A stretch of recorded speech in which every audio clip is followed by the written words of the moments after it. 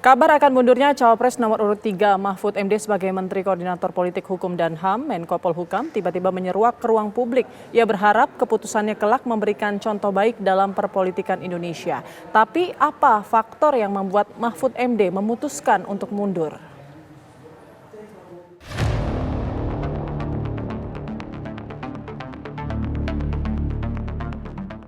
Kabar akan mundurnya Cawapres nomor urut 3 Mahfud MD sebagai Menteri Koordinator Politik Hukum dan HAM, Menko Polhukam, tiba-tiba menyeruak ke ruang publik. Sebenarnya sudah dibahas sejak awal ya, ketika penetapan Prof. Mahfud sebagai calon wakil presiden. Hanya saja saat itu kita percaya bahwa di dalam pemilu yang sudah berlangsung secara periodik, setiap calon pemimpin negara itu bisa memberikan keteladanan. Maka Prof. Mahfud dengan kredibilitasnya yang sangat tinggi, kami yakini bisa memberikan keteladanan untuk tidak menggunakan fasilitas negara. Dan itu dilakukan secara konsisten oleh Prof. Mahfud. Dan kemudian meskipun menteri yang menjadi calon presiden, wakil presiden tidak harus mengundurkan diri berdasarkan peraturan, tetapi melihat berbagai dinamika terakhir, campur tangan aparatur negara yang tidak netral, berbagai pengerahan aparat, politik bansos dan sebagainya, maka kemudian kami mendiskusikan sehingga sebelum debat keempat itu akhirnya dikerucutkan momentum, dikalkulasi momentum yang tepat untuk mengundurkan diri karena upaya Prof. Mahfud untuk memberikan keteladanan ternyata tidak diikuti oleh yang lain. Bahkan ada website Kementerian Pertahanan pun juga dipakai menjadi bagian dari tim pemenangan meskipun kemudian itu dilakukan koreksi. Maka sinyal itu semakin kuat diberikan pada saat setelah debat keempat. Dan apa yang disampaikan oleh Prof. Mahfud itu merupakan hasil kesepakatan dengan Pak Ganjar Pranowo yang sudah diketahui oleh PD Perjuangan dan juga partai P3, Perindo dan Hanura. Sepakat dengan senior saya Pak Hasto ya, bahwa memang ketentuan kita memperbolehkan seorang menteri efektif untuk maju sebagai capres atau cawapres. Lalu ada pengaturannya di pasal 547 KUHP, pejabat negara dilarang melakukan kebijakan yang menguntungkan atau merugikan paslon tertentu. Nah itu dia, ukurannya itu. Jadi misalnya tadi ya dikritik soal di Kemhan. Kita juga banyak sekali laporan yang sebaliknya. Termasuk terhadap Pak Mahfud sendiri. Ya. Dalam posisi sebagai Menko Polhukam, dia pernah menyampaikan suatu preskon menginventarisir dugaan-dugaan pelanggaran yang hanya merugikan pihaknya sebagai paslon. Tidak mengutip laporan-laporan yang sudah ada keputusan Bawaslu-nya misalnya yang dianggap menguntungkan pihaknya. Contohnya apakah gimana, Bang? Waktu dia konvers soal pelanggaran, dia nggak menyebut soal PJ Bupati Sorong, nggak menyebut soal Majalengka, nggak menyebut soal Munda Barat, nggak menyebut soal kasus BP2MI, ya, nggak menyebut soal kasus PKH. PKH itu pendamping PKH itu ya, yang di bawah Kemensos, nggak disebut itu loh. Apakah itu adil atau tidak? Ya kan nanti rakyat yang akan menilai gitu loh. Jadi kita kalau bicara kasus, satu telunjuk diarahkan ke orang, mungkin saja ada 3 jadi lagi yang diarahkan ke diri kita sendiri. Ya, Bang Habib. Ini nanti dulu, ini kan bagian dari introspeksi, ya kan ya, sama-sama. Jadi kalau Pak Mahfud mau mundur, ya ada yang namanya di hukum itu adagium a contrario. Ya. Sebaliknya orang akan berpikir, sebagaimana Pak Bayu tadi menanyakan, ya kalau tidak mundur dianggap negatif, ketika mundur dianggap positif, berarti yang berlangsung selama 72 hari ini apa yang dipraktekkan oleh Pak Mahfud? Nah menurut saya ya kembali ke masing-masing pihak. Kalau yang mau mundur ya bagus.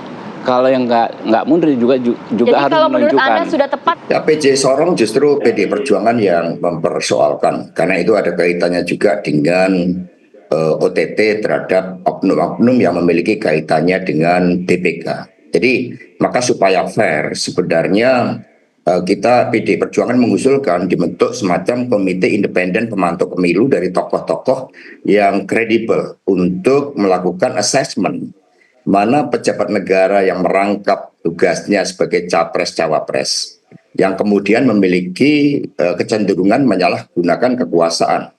Kalau menteri-menteri dari PD Perjuangan, komitmen kami, termasuk juga dengan Pak Ganjar, Prof. Mahfud, itu adalah kualitas pemilu kedaulatan rakyat yang dikedepankan tanpa penyalahgunaan dari negara.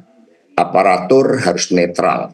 Maka Bu Risma membagi bansos sesuai dengan tanggung jawabnya. Tapi ketika mau mencoba politisasi bansos dan Bu Risma fokus pada data-data untuk orang miskin, tidak ada campur tangan politik, kemudian Bu Risma tidak dilibatkan lagi.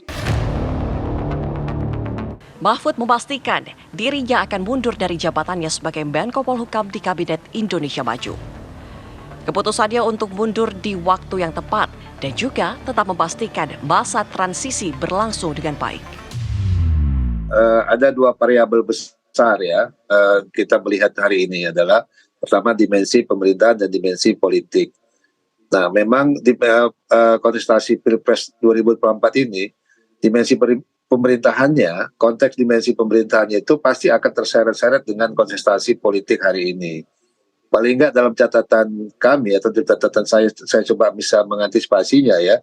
Ada lima isu yang mungkin bisa terseret-seret dimensi pemerintahannya. Yang pertama adalah netralitas ASN TNI Polri, kecurangan pemilu, putusan Mahkamah Konstitusi, ya, dinasti politik dan demokrasi. Itu yang selalu pasti mengganggu dan diganggu terhadap dimensi pemerintahan. Nah, ini kami antisipasi jangan sampai interpretasi, asumsi dan apapun komentar publik terhadap kinerja pemerintahan ini bisa terganggu gitu. Dan kita harus juga bijaksana, kita juga harus bisa melihat kontestasi politik ini sudah ada ruang lingkup yang mengaturnya, sudah ada sektor-sektor yang juga melakukannya gitu. Memang ini yang terjadi hari ini adalah kontestasi, persaingan.